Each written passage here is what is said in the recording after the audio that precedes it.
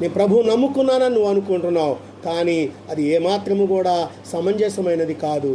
దేవుని కృపలో మీరందరూ కూడా పరిశుద్ధాత్మాభిషేకం పొందినవాడై దేవుని యొక్క రాజ్యానికి వారసులుగా ఉండాలని ప్రభు పేరట మీ అందరికీ మనవి చేస్తున్నాను. దేవునికి స్తోత్రము కలుగునుగాక. దేవుడు తన పరిశుద్ధ వాక్యమును తన వినికిడిలో దీవించి ఆశీర్వదించునుగాక. ఆమేన్. ప్రార్థన చేసుకుందాం. పరిశుద్ధుడా, ప్రేమ నమ్మకం కలిగిన మా పరలోకపు తండ్రి, ప్రభువానికే స్తుతులు స్తోత్రాలు వందనాలు చెల్లించుకుంటున్నాము నాయన. ఇదిగో తండ్రి, వింటున్నటువంటి నీ బిడ్డలందరినీ మీరు ఒక్కసారి జ్ఞాపకం చేసుకోండి. మీ దీవెనకరమైనటువంటి కృపతో నింపండి. నీ పరిశుద్ధాత్మాగ్ని అభిషేకము నాయన మీ బిడ్డలపై నిండుగా మెండుగా కుమ్మరించండి.